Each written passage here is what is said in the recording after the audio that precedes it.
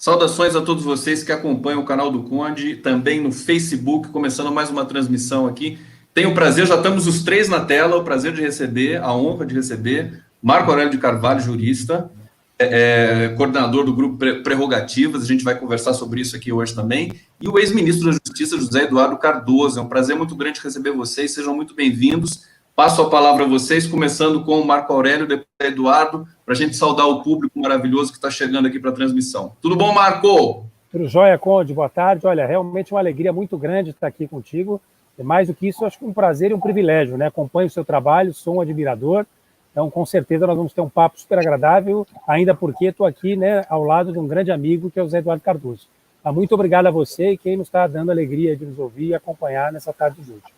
Lembrando que essa transmissão tem a parceria também com o Instituto Declatra, de Defesa da Classe Trabalhadora, que viabilizou a publicação desse livro Relações Indecentes, no qual vocês fazem parte aí. Zé Eduardo, seja bem-vindo, querido.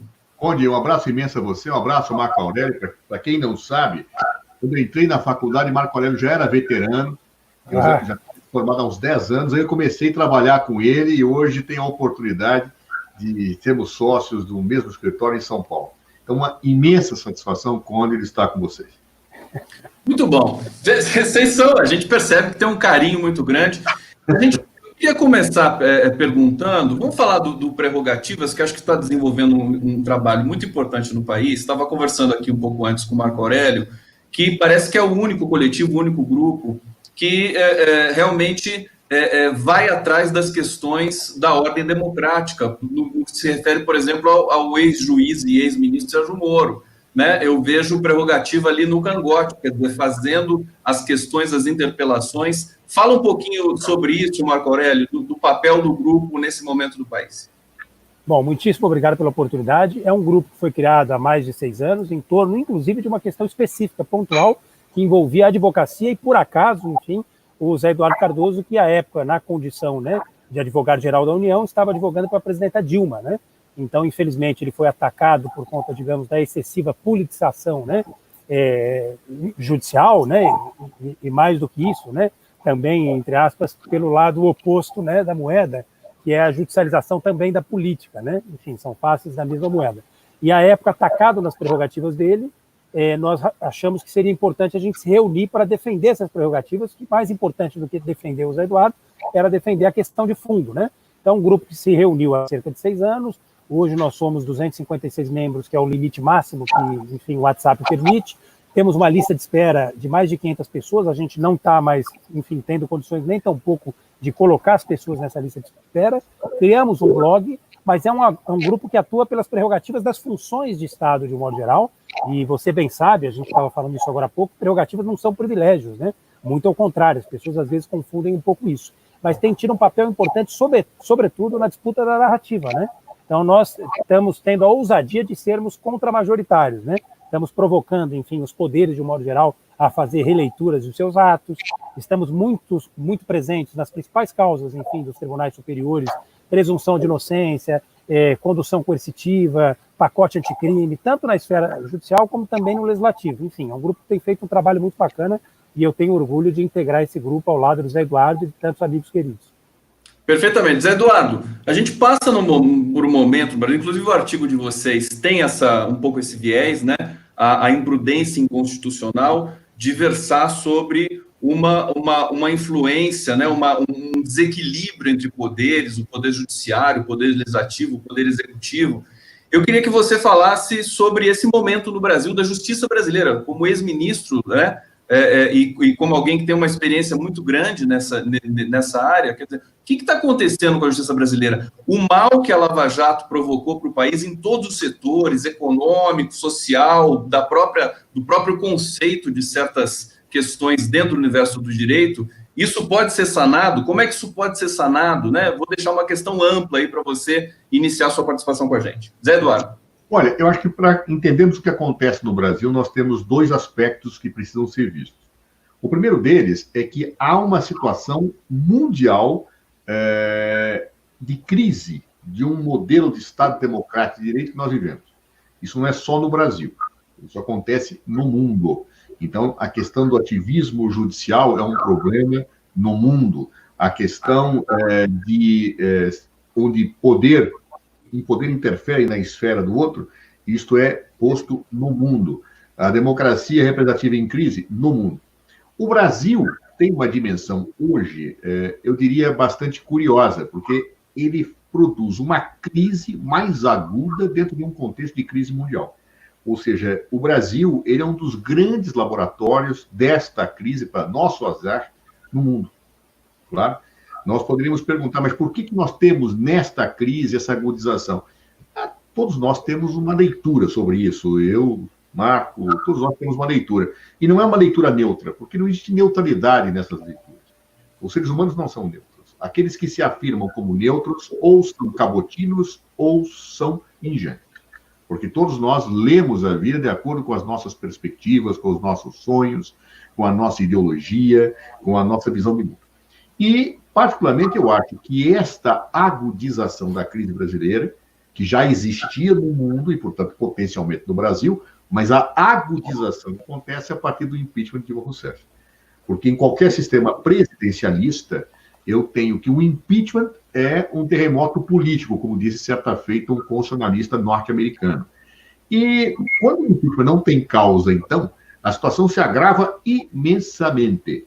Claro, no Brasil, houve ali um cataclismo, tá certo? A partir daí, as coisas se desajustaram, as instituições saíram da casinha, as garantias constitucionais que já passavam por sistêmicos abalos pela própria tradição da cultura jurídico-política brasileira, passaram a ser pisoteadas, inclusive muitas vezes por aqueles que deveriam ser os guardiões da sua defesa. E aí, então, nós passamos a ter essa situação objetiva, que dá ensejo ao nascimento do grupo Prerrogativas, que parte de uma criminalização de advogados, que parte de uma situação, diria, punitiva, até em relação a operadores do direito, que querem que se respeite as garantias, claro, com um incentivo autoritário ao rompimento de garantias, quando aqueles que são efetivamente punidos pela ausência dessas garantias são nossos adversários político-ideológicos.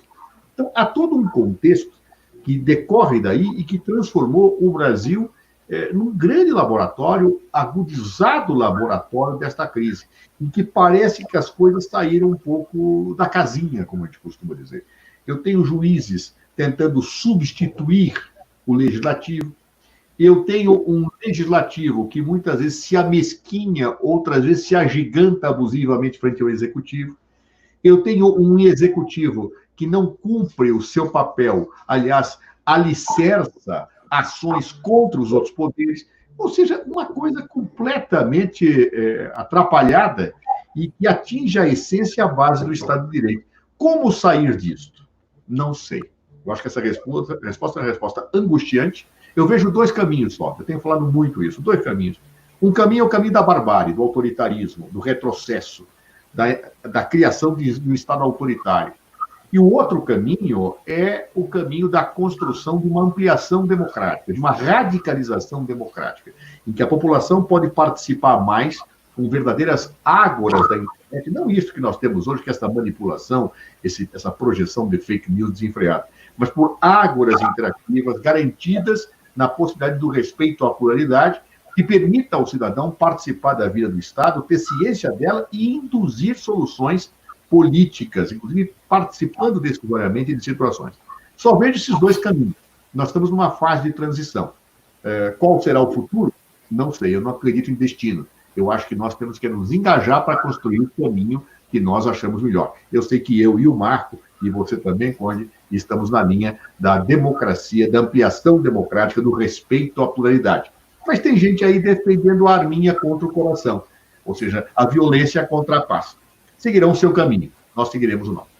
Perfeitamente. O público aqui já percebeu que hoje a gente vai ter mais uma aula aqui de democracia, uma aula desse mundo do direito, do mundo dos poderes aqui, para a gente entender essa inter-relação, para que se produza de fato, que a gente volte a viver um momento como o Brasil viveu. O Brasil estava vivendo um momento esplendoroso, até a gente ter aí algo aconteceu, como o Zé Eduardo acabou de dizer, que saímos da casinha. Eu já vou trazer uma questão aqui do nosso público. O Andor Tarquim está perguntando, Gustavo Conde, poderia perguntar aos convidados se eles não consideram que a Lei de Segurança Nacional foi revogada tacitamente pela Constituição Federal de 1988. Já deixo essa questão no ar aqui para falar com o Marco, passando para o Marco Aurélio e depois para o Zé Eduardo. Vamos lá, Marco, o que você acha?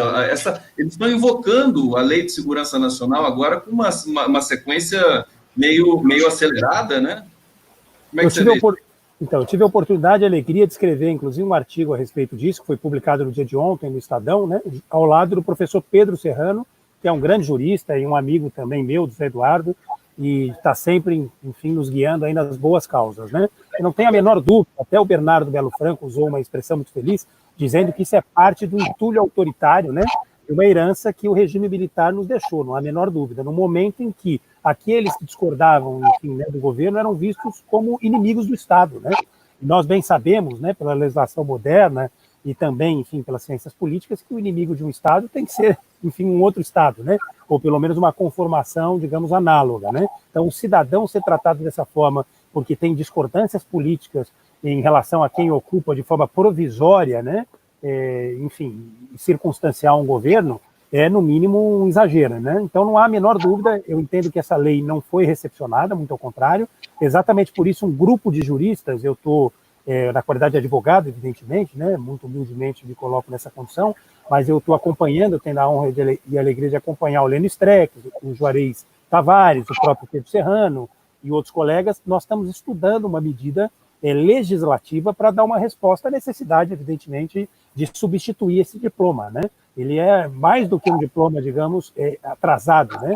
Ele é um verdadeiro atentado a essas instituições democráticas, é absolutamente contraditório a tudo o que a nossa Constituição cidadã diz, né?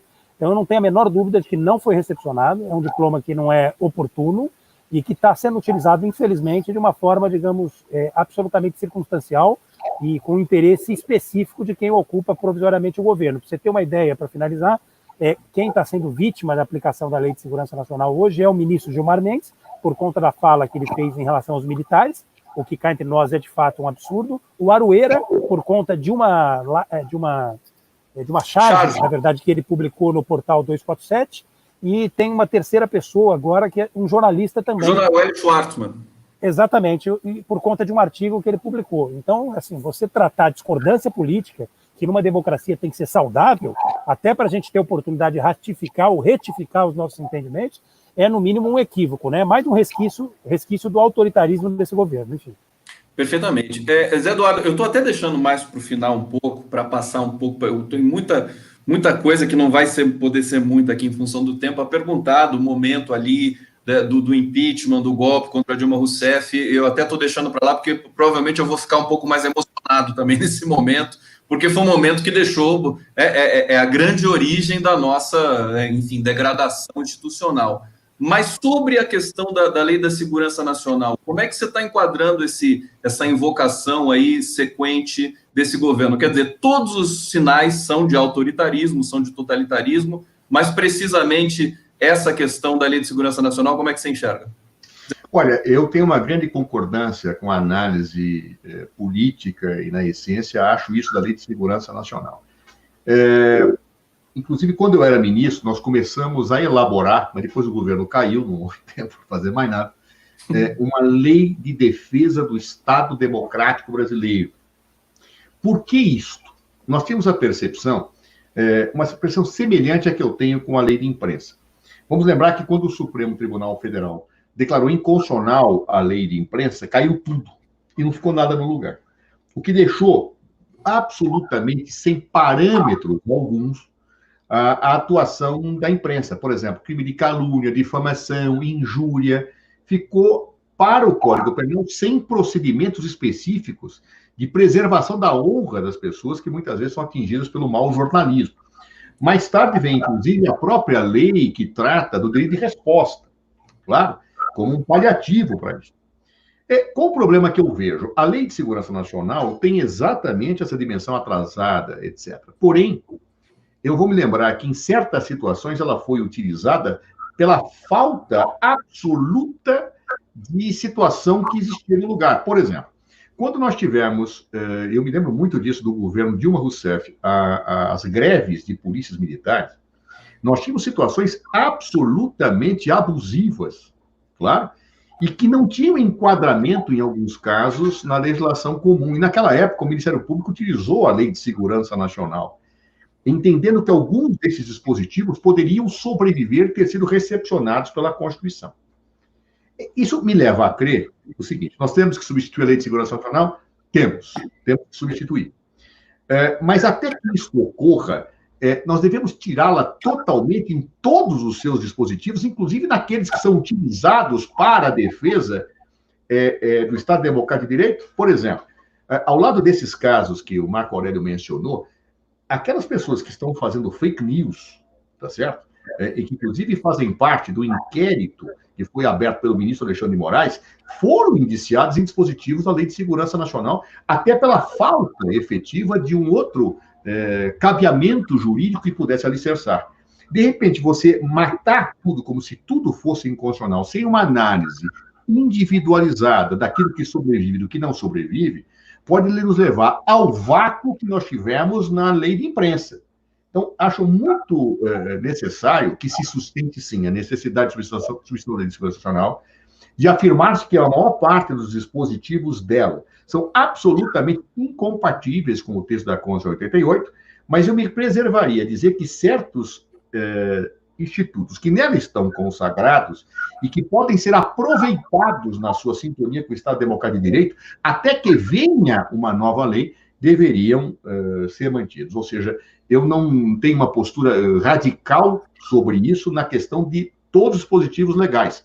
Tenho uma posição radical na linha de dizer que essa lei tem que ser eliminada, que tem que ser substituída por outra. Mas eu diria que há muitas situações que hoje ainda exigem, pela falta de uma normatividade que a substitua, uma atenção especial a certos dispositivos dela. Perfeitamente. Zé Eduardo Cardoso, Marco Aurélio de Carvalho, aqui no canal do Conde, também em parceria com o Instituto Declatra. Deixa eu só lembrar vocês aqui, né? Zé Eduardo Martins Cardoso é advogado, professor de Direito da PUC São Paulo e do UniCeub São Paulo, ex-ministro de Estado da Justiça e ex-advogado-geral da União. Marco Aurélio de Carvalho é advogado especializado em Direito Público, sócio fundador da Associação Brasileira de Juristas pela Democracia e do Grupo Prerrogativas. Eu queria fazer um pequeno parêntese aqui, já que a gente tocou nessa questão da Lei de Segurança Nacional, a gente lembra do Gilmar Mendes e a gente lembra desse alerta que ele deu em função dessa catástrofe sanitária que nós estamos vivendo. Queria ouvir um pouquinho vocês com relação a isso, quer dizer, a definição de genocídio, a semântica de genocídio. Como é que é isso para você, Marco Aurélio? O Brasil vive, acho que a crise mais dramática, política, social, econômica e também sanitária da história. Muita gente dizendo isso já, não sou eu que estou dizendo. Como é que você vê esse alerta do Gilmar e esse quadro geral, quer dizer, o governo se defendendo aqui, produzindo fake news dali, atiçando militância, apoiadores de uma maneira também muito estranha, como aconteceu ontem em Brasília? Comenta para a gente esse tema, por favor.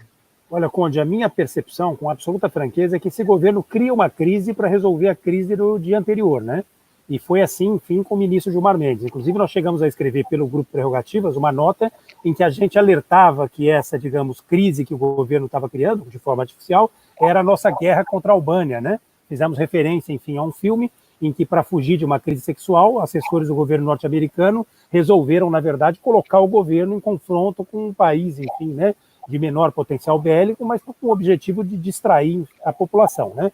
Aqui, infelizmente, no Brasil, a situação não é diferente. A questão fundamental, eles resolveram não enfrentar. Resolveram invocar a Lei de Segurança Nacional e, inclusive, pasmem, o Código Penal Militar para, eventualmente, constranger o ministro, né? Com toda a franqueza. Agora, ele, na verdade, se expôs, nós tivemos a oportunidade de acompanhar, enfim, essa live, ele esteve conosco, inclusive, naquele dia, nos dando a alegria de fazer uma live com o Grupo Prerrogativas. Ele utilizou uma espécie de, digamos assim, de uma figura de estilo, uma hipérbole, né? Evidente que foi um exagero para chamar a atenção de um assunto que deveria preocupar, em especial, o governo brasileiro. Nós hoje, infelizmente, estamos chorando a morte de mais de 80 mil brasileiros. São mais de 80 mil famílias que tiveram o desprazer de perder um ente querido, um amigo, enfim, e que estão, nesse momento, chorando o seu luto. O governo não teve nem sensibilidade, muito menos competência, né? E, ao que parece, não terá nenhuma coisa nem outra, né? Não tem capacidade de empatia, e não tem, digamos, capacidade técnica para enfrentar essa pandemia, mas não tem condições de reagir. Então, o ministro chamou a atenção. A indignação do ministro era também, digamos, a nossa indignação. Aliás, de um mesmo poder, atitudes tão díspares, né? Nós tivemos em São Paulo, agora no final de semana, um desembargador, infelizmente, novamente invocando o tal, sabe com quem você está falando, né? E dando um mau exemplo, que era caminhar no calçadão de Santos sem máscara, né? Agora, quando um ministro da mais alta corte constitucional do país resolve, ao se indignar, colocar o dedo na ferida, ele tem que ser reconhecido e ser aplaudido, né? Essa é a verdade. Mas, infelizmente, mais uma vez, esse governo criou uma crise artificial para tirar a atenção do que é fundamental, né? Então, eu acho que ele foi muito feliz no que ele colocou, digamos que falou por mim, me senti contemplado como brasileiro. Representou muita gente, né, Marco Aurélio? Zé Eduardo Cardoso, às vezes eu penso, se nós tivéssemos hoje um governo do PT, um governo democrático, como é que estaria a relação da imprensa com a questão da pandemia, né?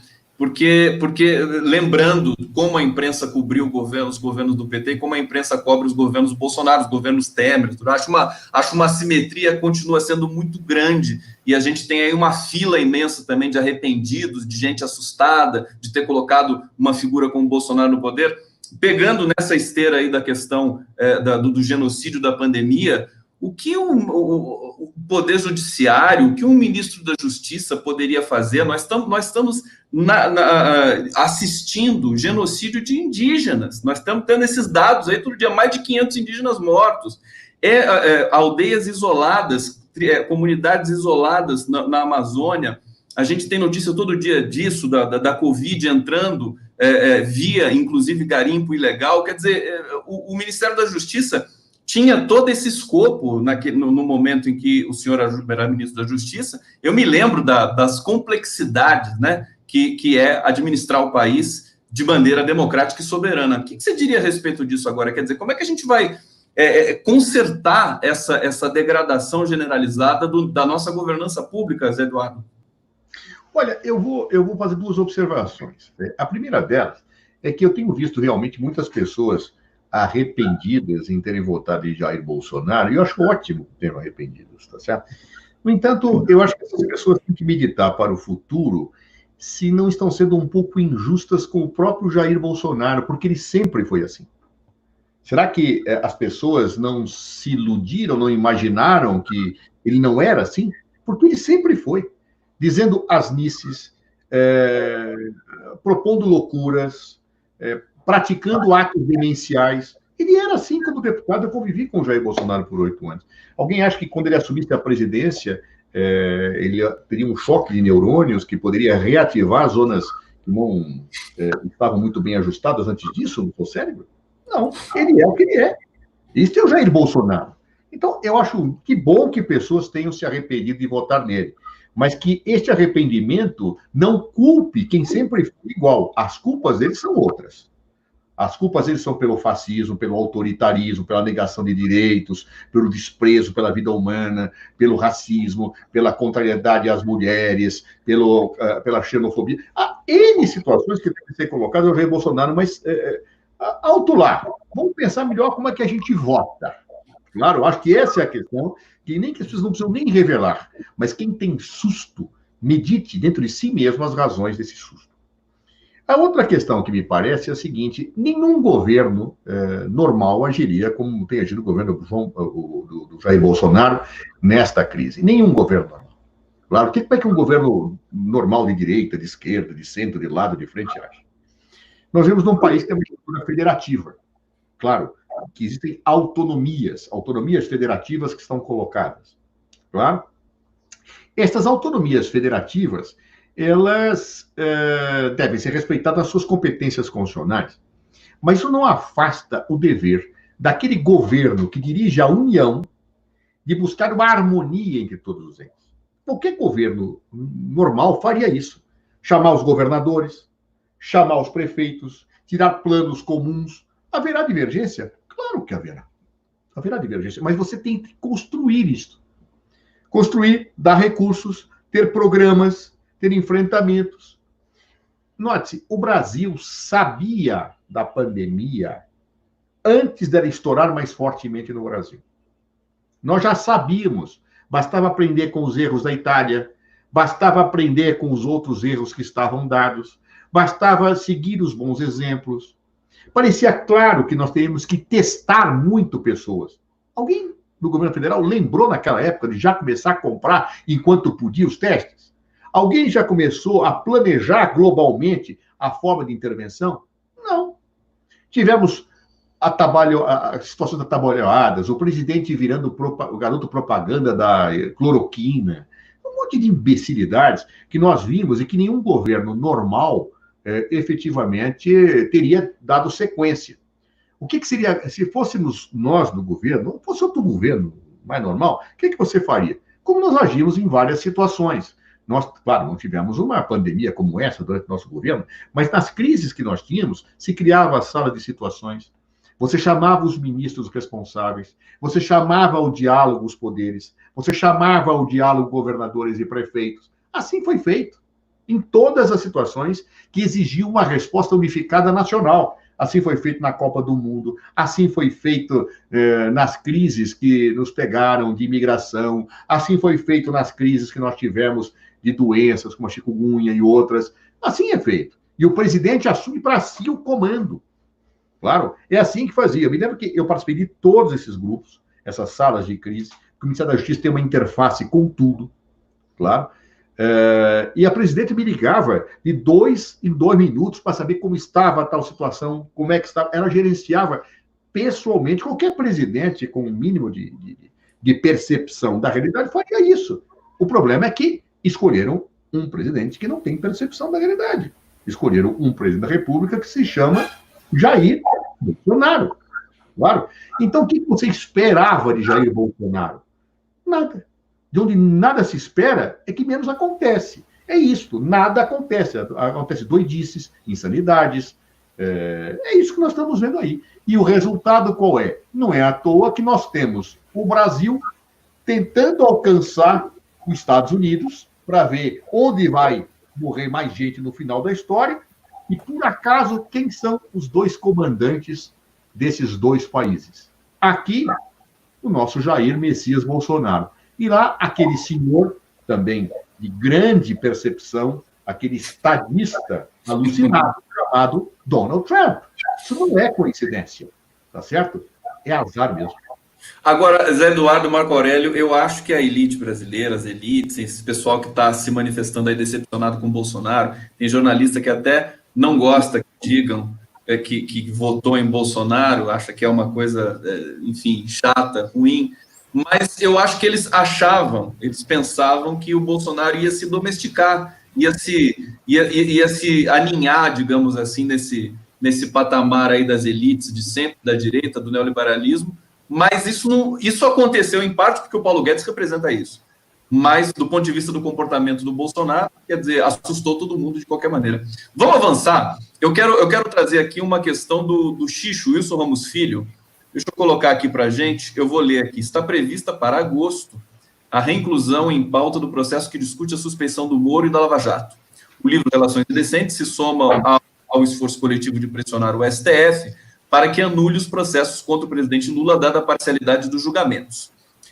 MAC e JEC, junto a outros, eu não estou identificando essas siglas aqui, depois o Marco Aurélio me ajuda. O que é, Marco Aurélio? O Xixo é uma pessoa muito querida, quero aproveitar para agradecer a alegria que ele deu a mim e ao Zé Eduardo de escrever num livro tão bacana que ele organizou, né? Marco Aurélio, está aqui, desculpa. Marco Aurélio Carvalho e o JEC é José Eduardo Cardoso. Como a gente se chama... Eu não lido bem com as siglas, assim. Imagina, é como nós nos chamamos e como as pessoas nos chamam também na intimidade, com o MAC e JEC. Junto uma dupla. Estão lançando um livro novo com os mais festejados juristas brasileiros. Podem nos contar um pouco sobre esse outro livro que será lançado nos próximos dias? Em primeira mão, então, eu quero saber desse livro aí, junto com o Wilson Ramos Filho, nosso querido Xixo aqui, do Instituto Declatra. O que é esse livro, Marco Aurélio? Quero agradecer mais uma vez e mandar um grande abraço para o querido Xixo, né, que está nos acompanhando, é uma figura realmente incrível, super respeitada, uma figura muito querida por todos nós. Mas para responder essa pergunta para você, eu queria só lembrar uma coisa que o Zé Eduardo falou e que realmente é assustador. Veja, em 17 de março nós tínhamos um morto no Brasil. Tá? Em 17 de abril nós tínhamos 2.141 mortos. Em 17 de maio, 15.662. Em 17 de junho, 45.456. 17 de julho, 77 mil mortos. Hoje, nós já passamos de 80 mil mortos. Então, o governo teve a oportunidade, enfim, de montar esse gabinete de crise em cada um desses intervalos assustadores de 30 dias em que o país se viu, na verdade, digamos, invadido por um vírus num crescimento avassalador, né? Então, quero só fazer esse registro, porque, ao lembrar dessa situação, é inevitável, ao enxergar a responsabilidade, enfim, do presidente Bolsonaro, também enxergar a responsabilidade do, digamos, grande responsável por isso tudo, né, o sócio dele, que é o então juiz Sérgio Moro, né? Eu vejo como faces da mesma moeda, como disse a Conge, né? Como disse a Rosângela Moro, quando ela olha para o Bolsonaro, ela vê o Moro. E eu, quando olho para o Bolsonaro, eu vejo o Moro, quando eu olho para o Moro, eu vejo o Bolsonaro. Ela tinha razão, não imaginei que eu fosse concordar com ela, digamos, com tanta facilidade. Ela tinha toda a razão. O então juiz Sérgio Moro foi o, digamos, principal responsável, aliás, o responsável por tirar das últimas eleições presidenciais o seu franco favorito. Essa crise era para estar sendo enfrentada pelo presidente Lula, né, com a experiência de 2 mandatos, com a experiência de um líder que foi reconhecido como um dos maiores líderes mundiais pelo mundo inteiro, né? Não sou eu que estou falando isso, Zé Eduardo, você, isso o mundo disse, né? Nós bem sabemos. Então é inevitável que a gente compartilhe, de alguma forma, a responsabilidade dessas duas figuras. Nós temos um julgamento, como falou o Xixo, que está se avizinhando, que deve ocorrer agora já na retomada das atividades físicas do Supremo Tribunal Federal, da segunda turma em especial, que é o julgamento da suspeição do então juiz Sérgio Moro.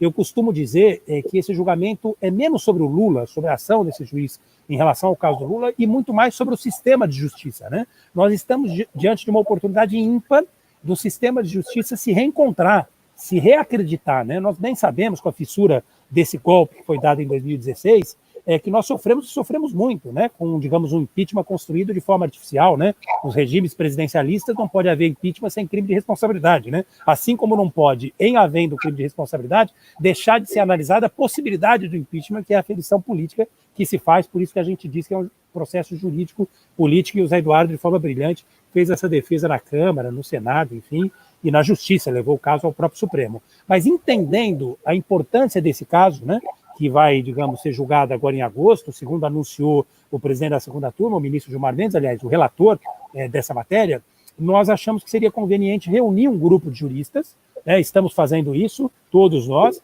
o Xixo, inclusive, acompanhou e tem uma participação realmente muito grande, e já conseguimos coletar artigos do Toron, do Tufik, principalmente dos criminalistas que atuaram na Lava Jato, e que podem, na verdade, os próprios testemunhos da parcialidade e da suspeição com que o então juiz Sérgio Moro conduziu não só os processos do ex-presidente Lula, mas todos os processos que estavam sob a responsabilidade dele. Para encerrar, para você ter uma ideia, ele, na verdade, acabou validando colaborações clandestinas, criminosas, que foram feitas por autoridades internacionais, como o governo norte-americano e o governo suíço, sem a compreensão, sem a ciência, sem a autorização, sem os trâmites legais que deveriam passar pelo Ministério da Justiça. Então, assim, para você ter uma ideia da gravidade disso, para muita gente precisou chegar a Vaza Jato, para aqueles que, enfim, como Santo Tomé, precisavam ver para crer, precisou aparecer a Vaza Jato para as pessoas acreditarem no que o Zé Eduardo denunciava, no que eu denunciava. Eu lembro que à época, cá entre nós, para encerrar, desculpa que a gente acaba falando muito, que o tema realmente é esticante, houve até uma injustiça, quero aqui aproveitar para fazer um reparo com o ministro Zé Eduardo Cardoso, meu querido amigo, de quem eu tenho a honra e a alegria de ser amigo há mais de 20 anos, as pessoas, sem compreender, achavam, inclusive alguns jornalistas, para ser bem sincero, né? Ele fica incomodado de falar isso, mas essas releituras precisam ser feitas. Achavam que o Ministério da Justiça foi omisso. Ora, as colaborações eram clandestinas, criminosamente clandestinas, como denunciou o jornalista Bob Fernandes, como o jornalista Chad. Então, como é que ele poderia, a não ser que ele tivesse um aparato paralelo de investigação, né, que ele tivesse a sua própria Polícia Federal, que tratasse a Polícia Federal como uma polícia, um aparelho, né, de governo e não como, digamos, um órgão de Estado, né, a não ser que ele agisse dessa forma, era impossível. E agora essas conversas todas deixaram isso claro. Inclusive o Vladimir Aras, que era a autoridade da SI, na época alertou o menino Deltan, o filho de Januário, um dos filhos de Januário, alertou que essa colaboração estava sendo feita à margem da lei. Então é por isso que nós estamos publicando essa obra. Na verdade, para fazer um registro histórico desse momento pelo qual passa, enfim, o país e as nossas instituições. Essa obra, esse livro vai sair em que momento? Ainda nesse ano? Ele vai sair agora, nesse mês, a gente quer lançar. Vai ser um e-book digital, depois nós vamos fazer um lançamento físico.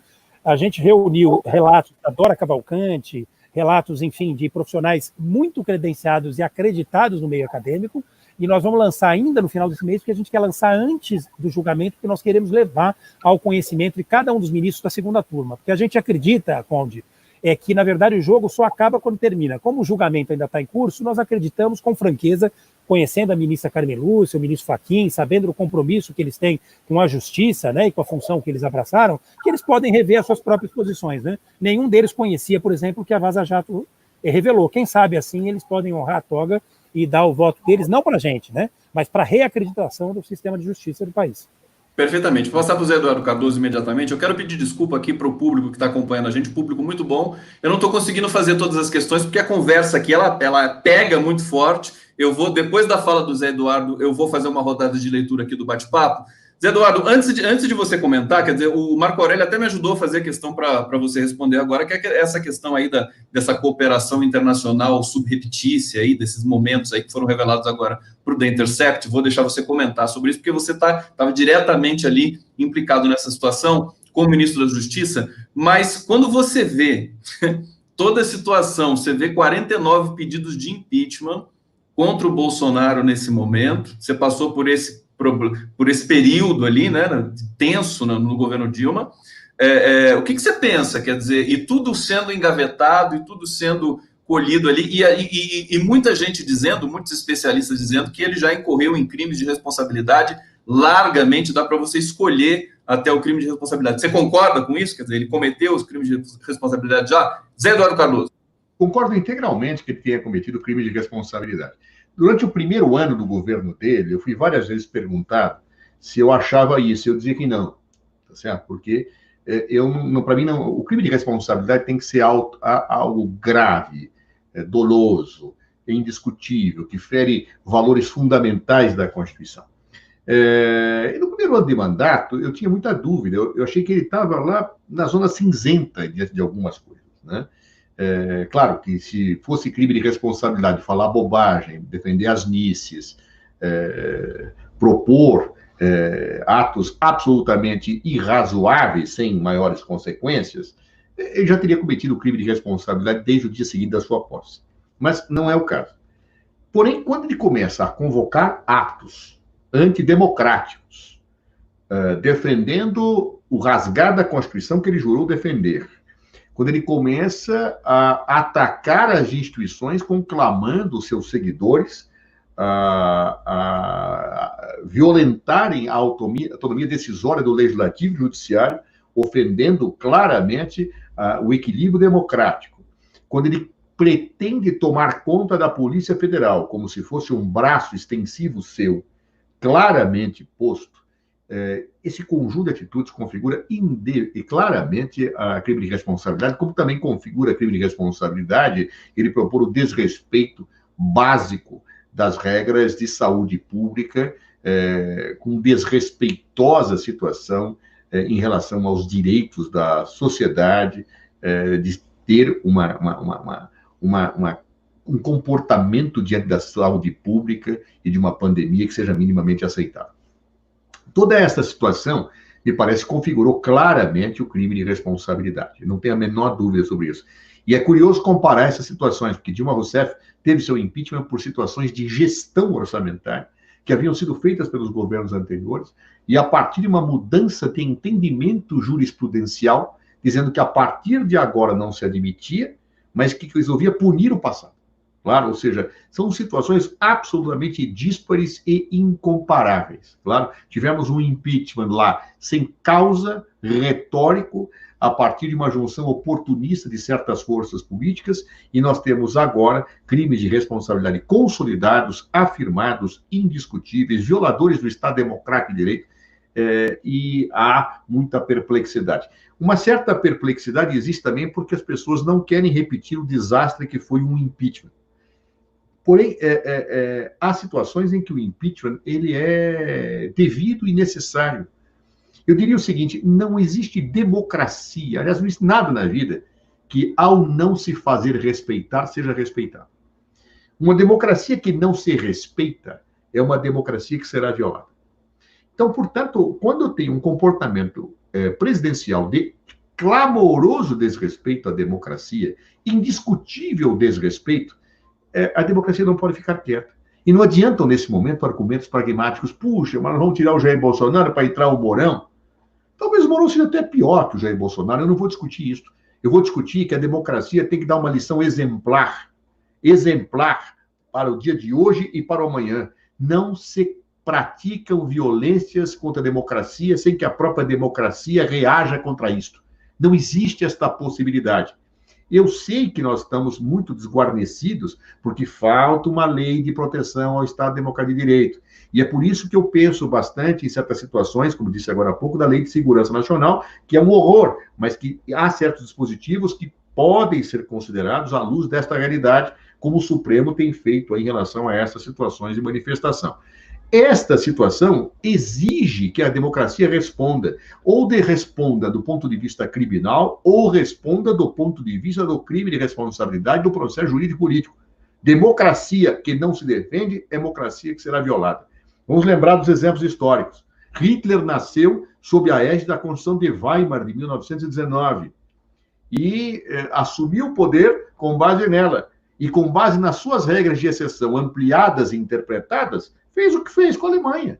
Então, ora, democracia que não reage, que não usa o seu instrumental de direito contra os seus violadores, é democracia que não se faz respeitar.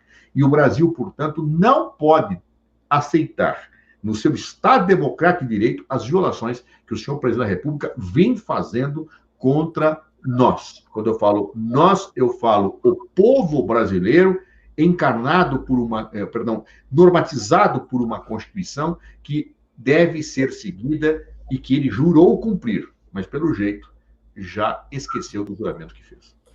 Zé Eduardo, a questão era longa, aí ficam duas questões ainda para você, vou passar para você imediatamente, quer dizer, o fato da cooperação internacional na Lava Jato, que foi revelado pelo The Intercept, e a suspeição do Moro no STF. Como é que você está vendo, como é que você, enfim, relata e vê essas situações? Bom, aí vai também um abraço para meu amigo Xistro, que faz tempo que eu não vejo ele. A última vez que eu vi foi em Sevilha, há mais de 1 ano e meio, tomando um vinhozinho com ele lá. Saudade, Xistro. Bons momentos que a gente podia tomar vinho em Sevilha, tá certo? Fora isso, eu tenho uma situação que me parece muito clara, e o Marco Aurélio, agradeço até as palavras dele em relação a tudo isso, porque é engraçado como as pessoas, às vezes, não percebem. Na época, eu era acusado de ser... Eu vou até usar a expressão que eu vou falar. Você é um bundão, olha o que você deixa acontecer, mas espera um pouquinho. A ordem judicial, o Sérgio Moro determinando, o Ministério da Justiça vai dizer, não cumpro ordem judicial, vou fazer o quê? Conclamar uma manifestação contra o juiz Sérgio Moro? O Ministério da Justiça não pode fazer isso. Quem tem que fazer é a sociedade, tem que reagir, tem que se posicionar. A corregedoria dele não é o Ministério da Justiça.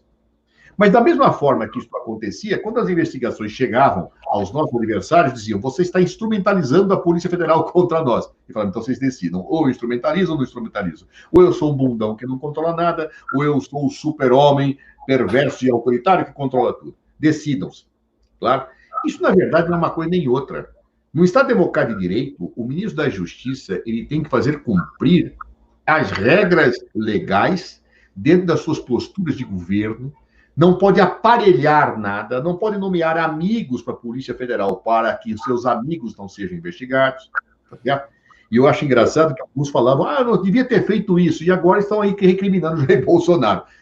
Quem tem um espírito republicano real não é pragmático, ele defende a democracia e a república, ele defende o Estado de Direito, faz o que deve fazer, controla o que deve controlar, nos termos da lei. Este é o papel que eu defendo como democrata. E por isso acho que é curioso quando eu vi algumas críticas de alguns amigos dizendo você é excessivamente republicano. E eu falava, mas isso é crítica? Se disserem que eu sou excessivamente bonito, eu vou ficar feliz da vida. Se disserem que eu sou excessivamente honesto, eu vou ficar feliz da vida. Agora, dizendo que eu sou excessivamente republicano, eu vou ficar ofendido? Isso é uma crítica? Não, não é. Ser republicano, para mim, é uma virtude. Ser democrata, para mim, é uma virtude. Ser defensor do Estado de Direito, para mim, é uma virtude. Então, nesta perspectiva, eu que não vejo os fins justificando os meios, acho que realmente o papel que deve ser seguido por um governo que respeita os valores que eu respeito seria este. Não é o que Jair Bolsonaro vem fazendo. E não é o que alguns achavam que deveria ter sido feito na época de Dilma Rousseff, com todas as discordâncias relativamente a isso. Por isso que este livro que o Xixo organiza é muito importante, porque nós vamos estar colocando toda essa dimensão, aquilo que era feito às ocultas, aquilo que efetivamente se fez na calada da noite, aquilo que realmente foi, e acho engraçado o Sérgio Moro hoje falar de paridade de armas. Era exatamente o que ele negava, a paridade de armas ali. Ele se articulava com o Ministério Público e arrebentava os advogados com a sua caneta arbitrária. Esse conjunto de situações estão muito bem revelados por esse livro, tão bom, tão coordenado, e que eu acho que todos aqueles que têm preocupação com esse momento deveriam se ocupar dele. Perfeitamente. Eu estou vendo que o Marco Aurélio de Carvalho está aqui, pronto para falar, e como você falou, a densidade da tua fala foi muito grande agora, Zé Eduardo, eu vou passar para o Marco Aurélio, que é você comentar essa fala do ministro. Conde, muitíssimo obrigado. Na verdade, eu peguei aqui, por acaso eu estava com essa anotação, porque eu tenho feito estudos a respeito de tudo que saiu na Vaza Jato, e olha que curioso, tá? Em 27 de setembro de 2019, foi publicado que a operação usou provas ilegais do exterior para prender futuros delatores, tá? Segundo a reportagem do The Intercept, as autoridades, na verdade, da Suíça e de Mônaco tinham estabelecido um contato informal com o governo. Mandaram 17 agentes para o Brasil, 17 agentes do governo norte-americano, que vieram para o Brasil. O Vladimir Aras, que à época era autoridade, enfim, né, que estava lotada no departamento, né, chamado de DRCI, avisou ao Deltan, que estava muito preocupado com a legalidade, e o Deltan, numa conversa naquele grupo chamado Filhos de Januário, falou que, na verdade, às vezes você tem que ir até o limite e correr determinados riscos. Então, eles pegaram determinadas provas, usaram uma parte da imprensa para esquentar essas provas, e cá entre nós, né, algumas, inclusive, eles jamais teriam acesso, porque eram provas internacionais, e tentaram, em cima disso, criar falsas narrativas para justificar que determinados delatores assim se apresentassem à justiça já nessa condição, entregando aquilo que eles queriam que fosse entregue, né? Pouco importando se era verdadeiro ou se não era. Isso está fartamente comprovado, então isso é muito grave. O país vai precisar, pela credibilidade das suas instituições, fazer uma releitura dessas colaborações, que inclusive não são novidade. Nós sabemos bem que o governo norte-americano costuma enviar agentes do FBI para vários países, o Brasil foi apenas mais um deles, isso nós inauguramos no governo Fernando Henrique, né? Inclusive cá entre nós, pasmem, né, os senhores, à época, por conta da falta de recursos da Polícia Federal, algumas operações eram pagas pelo governo norte-americano, para você ter uma ideia, digamos, do grau de ingerência que havia de um Estado soberano em outro, que se dizia soberano. Então, isso tudo é muito grave, esse livro vai ser muito oportuno, a pergunta do Xixo realmente é excelente, nós vamos ter a oportunidade de mostrar que o juiz Sérgio Moro conduziu de forma parcial, indiscutivelmente parcial, e suspeita os processos que estavam sob responsabilidade dele na 13ª Vara de Curitiba. Há tempo, eventualmente, de os ministros do STF terem acesso também a esse material, porque o livro vai sair antes, né? Nós vamos entregar para cada um dos ministros da segunda turma, inclusive nós vamos pedir em especial para a ministra Carmen Lúcia, para o ministro Edson Fachin, para que eles revejam as suas posições de forma bastante humilde, porque eles não tinham conhecimento. Nós imaginávamos que nem precisassem ter, tá? Mas, enfim, eles não tinham conhecimento do que a Vaza Jato revelou. Então, como isso não foi desmentido, muito ao contrário, está sendo confirmado pela própria imprensa, né? Vários colegas seus, enfim, jornalistas, inclusive deram, digamos, veracidade para as informações, dizendo que trocaram aquelas informações com tais ou quais procuradores, além de outros meios de prova. Então, como isso não foi negado, pelo contrário, né? Eles estão num silêncio absolutamente estranho, né, interessado, né, nós vamos levar ao conhecimento dos ministros da segunda turma para que eles possam refletir a respeito desse processo, né, do presidente Lula, enfim. Perfeitamente, Marco Aurélio. Eu vou ao último bloco agora, como com o papo muito forte, muito denso, passa rápido. Eu quero dizer para todo mundo que está aqui comentando, eu fui subindo os comentários durante a nossa fala, porque é muito comentário e a gente não pode fazer todas as perguntas aqui. Depois eu vou encaminhar essas perguntas aí para os nossos colegas, aí, Marco Aurélio de Carvalho e Zé Eduardo Cardoso. Eu queria trazer uma última questão para a gente, que tem a ver diretamente com o trabalho de Zé Eduardo Cardoso, mas antes eu passo pelo Marco Aurélio de Carvalho, você me ajuda a fazer essa questão para o Zé Eduardo, que é o seguinte, que naquele momento, o que foi um sofrimento muito grande para o país ver o trabalho do Zé Eduardo como defensor da presidência da República ali, o trabalho que ele fez, os discursos inflamados que a gente acompanhou, e a gente via que o país não sentia, parecia que não estava sentindo o perigo que estava por vir ali. O Zé Eduardo, ele representa esse momento de quase que de última tentativa de salvar a democracia brasileira naquele momento.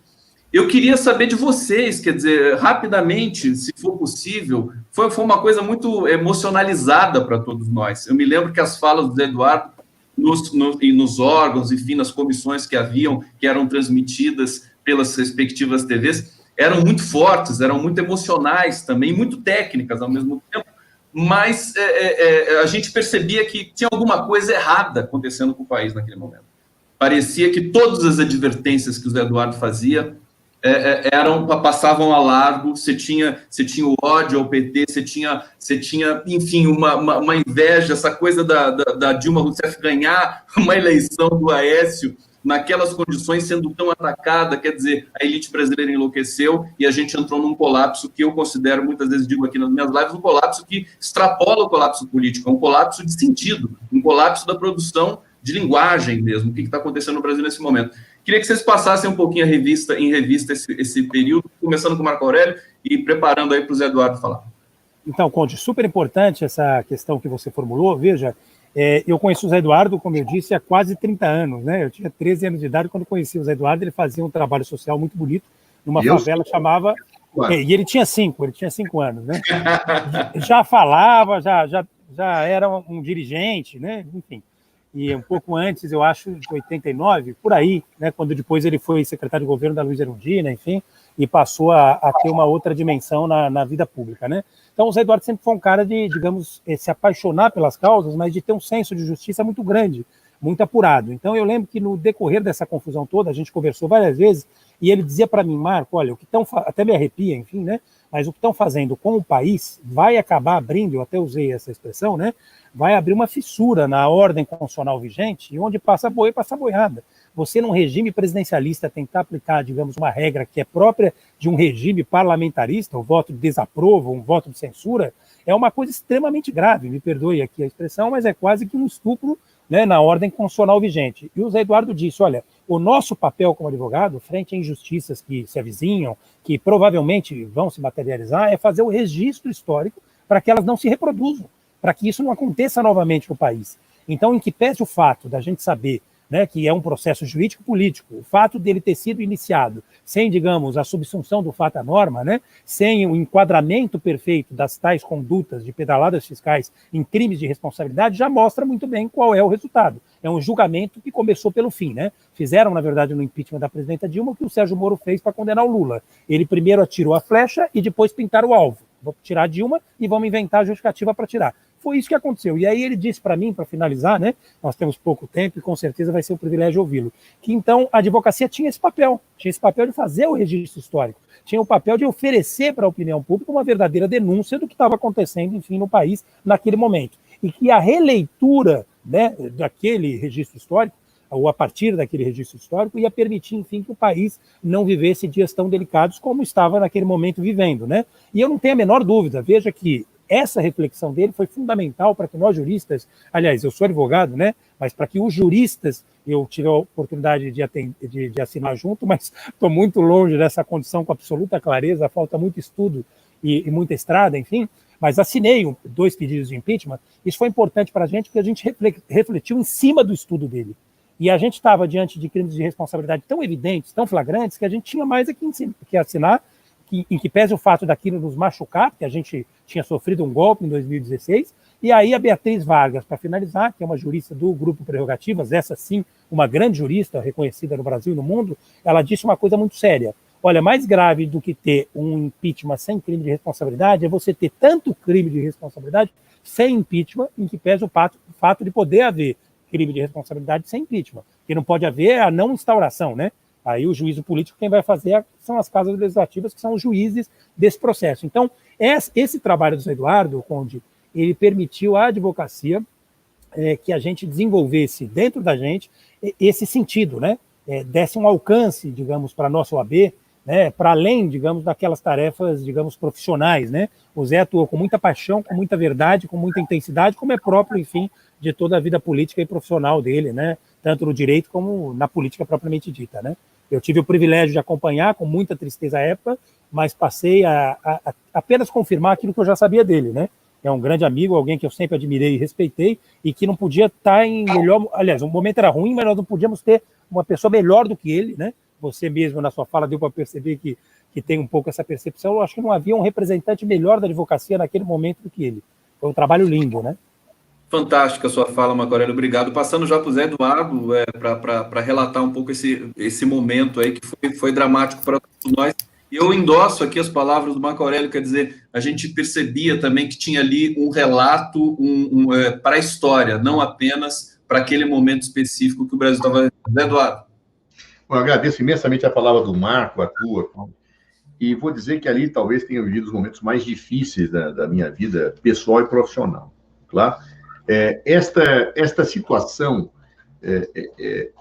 no fundo, as respostas que a gente dá nos desafios da vida sempre são respostas que decorrem das nossas experiências. Todos nós temos uma história de vida, né? E eu queria registrar um fato importante que eu acho que foi, para mim, decisivo. Eu entrei na Faculdade de Direito da PUC de São Paulo em 1977, período final da ditadura. Eu não peguei a parte pesada da repressão, eu peguei o seu finalzinho. E eu me lembro que eu estava no primeiro ano da faculdade, e se vocês me perguntarem quem era o professor e quem é que fez a pergunta, eu não vou saber o nome nenhum dos dois, nem tenho a menor ideia de quem seja. Mas eu me lembro do fato. Eu me lembro que aquele expositor falava sobre os processos das juntas militares na época da ditadura. E um aluno perguntou para ele, professor, o senhor acha correto o que vocês fazem como advogados de presos políticos? Por quê? Por que não seria? Ele falou, porque vocês já sabem, quando entram num processo, que esse processo está perdido. Vocês já sabem que a sentença já está dada. Vocês sabem que aquilo é um simulacro de justiça. Quando vocês entram nesses processos para fazer as defesas, vocês não estão passando a falsa visão de que ali se faz a justiça e não estão legitimando decisões arbitrárias? Não seria correto que vocês se ausentassem dessas defesas e fizessem com que a ditadura arcasse com o peso do seu arbítrio? A essa pergunta, eu me lembro da resposta. E a resposta era a seguinte.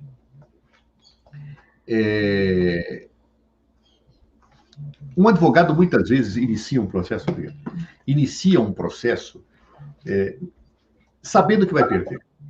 Sabendo que o juiz já tem a sentença pronta. Sabendo, inclusive, que ele tem a razão e que o resultado será injusto e arbitrário. Porém, nesses casos, diz ele, não fazer uma defesa, não se posicionar em nome daquele que é ofendido, significa cristalizar no processo e na história uma verdade que não é a verdadeira.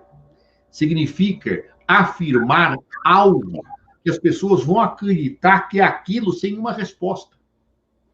Então, portanto, nesses casos, diz ele, o que um advogado deve fazer, mesmo sabendo que o juiz não vai ser a seu favor, é fazer a defesa falando suas razões bem alto e de uma tal forma e em tal intensidade que a sua voz seja ouvida fora da sala de audiência, seja ouvida além do juiz, para que as pessoas lá fora comecem a perceber que naquela sala não se faz justiça e para a história, fique o registro do arbítrio com o objetivo de que situações como esta nunca mais se repitam.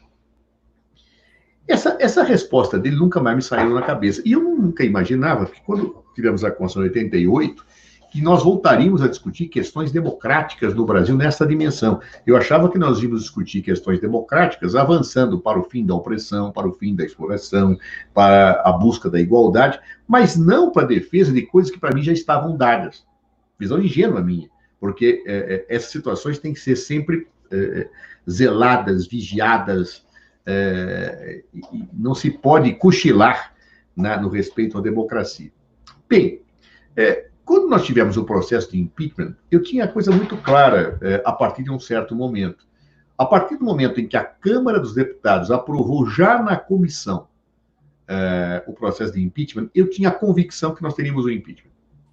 Claro, era uma avaliação, mas eu tinha esta convicção. Por quê? Porque haviam se juntado dois grupos. De um lado, eu tinha Eduardo Cunha, claro, ex-presidente da Câmara, uma pessoa cuja a dimensão de atuação ética hoje todos conhecem, eu conhecia internamente, porque fui deputado com ele.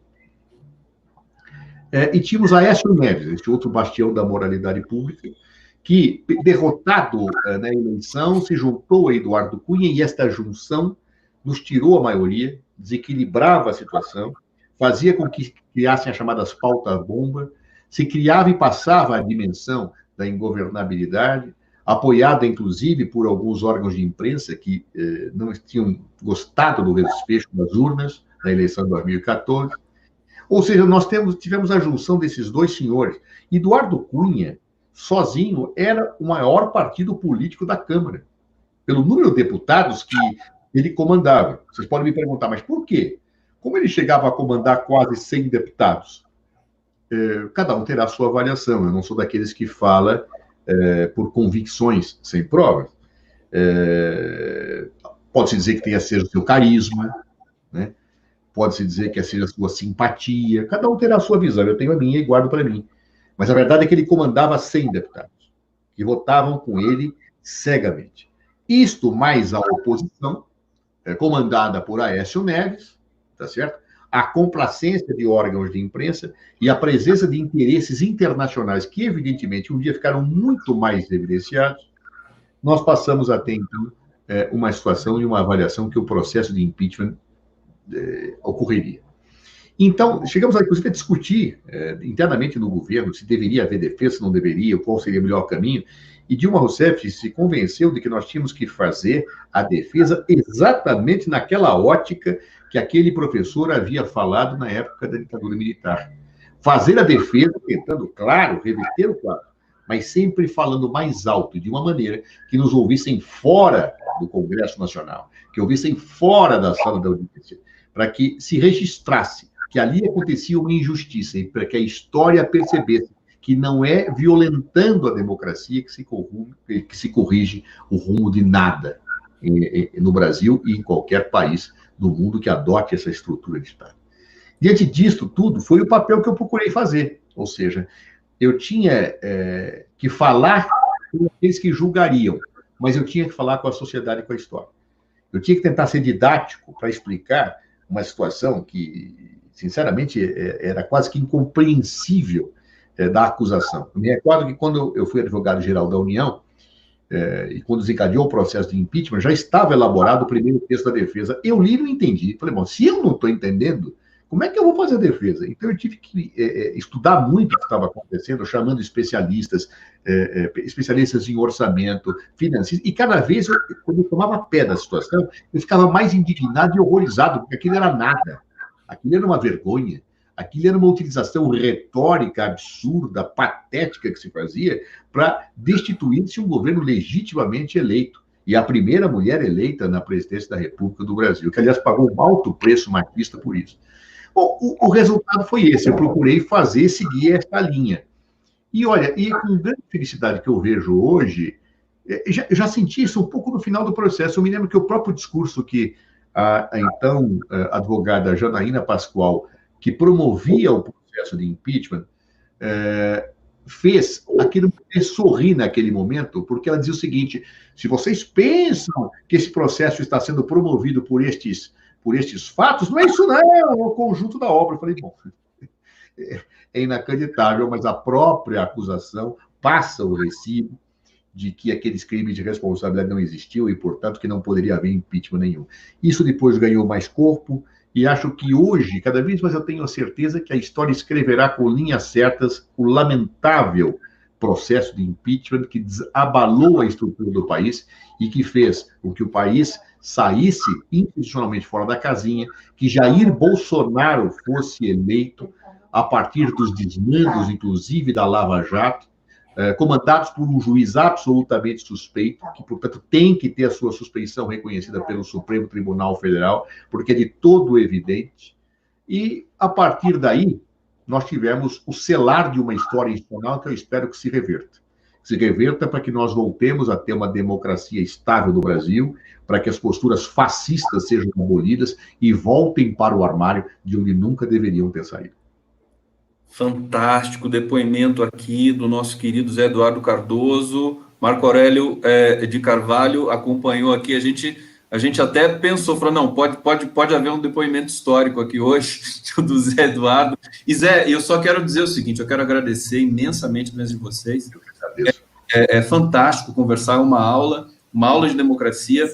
E eu ia perguntar para o Zé o seguinte, quer dizer, as transcrições dessa defesa, acho que isso, acho que está até em trechos do filme da Guta, né, da Maria Augusta Ramos, mas isso merece um documentário, merece, acho que, um registro mais robusto para que a gente possa ter realmente esse momento aí cravado na nossa memória histórica, na nossa memória da democracia. Passo a palavra para o Marco Aurélio se despedir aqui, o público adorou, todo mundo aqui falando do prerrogativas, adoro o Marco Aurélio aqui nos comentários, vou mandar depois para vocês todas aqui as perguntas que fizeram, que eu não pude fazer durante o programa, e o Marco Aurélio se despede, depois a Eduardo se despede, e a gente dá um abraço aqui virtual, todo mundo. Vai lá, Marco. Querido Conde, primeiro, obrigado pelo carinho e pela generosidade das pessoas que estão nos acompanhando, né, e que têm acompanhado o trabalho do Prerrogativas. Eu vi que o Zé Eduardo está tão à vontade que parece até que ele está tomando uma cerveja ali, né? Mas não é. Infelizmente não é, Marquito. Isso aqui é uma limonada. Tá certo? Sei. Eu vi que chegou uma limonada especial. Todo mundo que já passou pelo Conde disse que o Conde tem esse talento, além da inteligência, ele deixa a gente super à vontade. Mas nessa caneca do Prerro, por enquanto, é água. Mas, enfim, queria te agradecer demais pela honra, né, pela alegria e, mais do que isso, pela oportunidade de estar aqui, né? Realmente, não só por mim, mas também pelo grupo, né, que você, de forma muito carinhosa, mencionou agora há pouco, que é o Grupo Prerrogativas, do qual eu tenho a honra de fazer parte, né? Junto com o Zé Eduardo e com muitas outras pessoas. Nós temos um grupo enorme de juristas, super valiosos, e que tem feito, digamos, um trabalho realmente muito bacana. Então, Conde, muitíssimo obrigado. Eu acho que um espaço como esse é fundamental, é uma oportunidade, digamos, singular que a gente tem de oferecer reflexões importantes sobre momentos decisivos da história do país, né? O Zé Eduardo falou sobre o impeachment, nós estávamos falando até agora, enfim, sobre esse julgamento da suspeição. Nós vamos ter oportunidade depois, né, se você, assim, entender conveniente, falar sobre essa obra que a gente vai publicar nesse espaço novamente. Enfim, então, agradecer a sua audiência enorme. Novo papo quando vocês lançarem o livro. Vamos lançar e agradecer a sua audiência enorme, mandar um abraço para todo mundo. E sábado nós temos live do Prerro.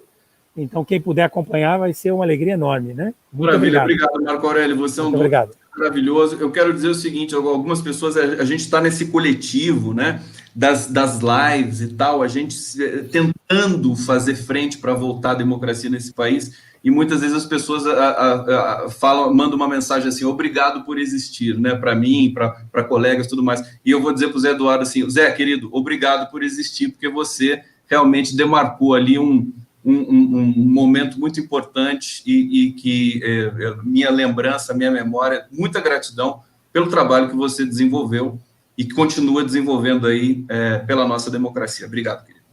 Obrigado, Conde. Eu queria só concluir isso aqui contando um testemunho e um fato histórico. Não um testemunho que eu não estava vivo na época, mas é que eu me lembro que eu estava lendo sobre isso mais atentamente, no dia que o Lula foi condenado. Eu estava na Espanha nesse dia, na Universidade de Salamanca, e no dia que saiu a condenação de Lula por Sérgio Moro. E eu estava, curiosamente, paradoxalmente, lendo a história de Miguel de Unamuno, que eu quero finalizar esse debate falando rapidamente sobre ela. Miguel de Unamuno, ele era o reitor da Universidade de Salamanca, uma universidade do século XII, tradicional, na Espanha. E ele era um filósofo, mas era um homem conservador, ele não era um progressista. Ele era um conservador. Inclusive, ele, no começo da Guerra Civil Espanhola, ele tinha apoiado a direita, os fascistas, né, que eram comandados pelo generalíssimo Franco. Depois ele começou a perceber as atrocidades, as barbaridades, e ele mudou de lado. E era um homem que defendia a pluralidade de ideias, era um pensador. E Miguel de Unamuno, ele vivia em Salamanca, que era o quartel-general do franquismo, da extrema-direita, que lutava contra o governo republicano espanhol, né? E, numa certa aula, num certo momento, ele era o reitor, ele presidia a mesa, mas não ia fazer uso da palavra. A sala tomada, repleta, o Salão Nobre da Universidade de Salamanca, repleto. O orador que falava, o professor, começou a defender fortemente, evidentemente, as bandeiras da extrema-direita, dos fascistas. E eles tinham, na época, a extrema-direita, os fascistas tinham um grito, que era Viva la muerte. Viva a morte. E ele é interrompido por esses gritos, viva la muerte, viva la muerte. O Miguel de Unamuno ficou indignado com aquilo. E quando o orador terminou de falar, ele que era o reitor, ele que não ia falar, inclusive, toma a palavra e diz: os senhores estão num templo do saber. Eu sou o sumo sacerdote como reitor deste templo do saber. E eu não posso aceitar o que os senhores gritaram aqui. Eu não posso aceitar esses gritos. Eu não posso aceitar o que aqui foi dito. E faz um discurso duríssimo contra toda a plateia e usa, então, uma frase clássica que até hoje os alunos, os professores da Universidade de Salamanca repetem, que é: vencereis, vencerão, pero não convencereis, mas não convencerão. Vencerão porque tem a força bruta ao seu lado, mas não convencerão porque não tem a razão e o direito ao seu lado. Naquele momento, a plateia se levanta, muitos puxam as armas, estavam todos armados para matar Franco. Ele consegue ser... Franco não, perdão. Unamuno. Ele é retirado da plateia. No dia seguinte, é destituído do cargo de reitor da universidade, perde o espaço no conselho da cidade, 3 meses depois ele morre. Franco comandava a extrema-direita, ganha a Guerra Civil Espanhola, comanda por muitos anos, com violência, com sangue.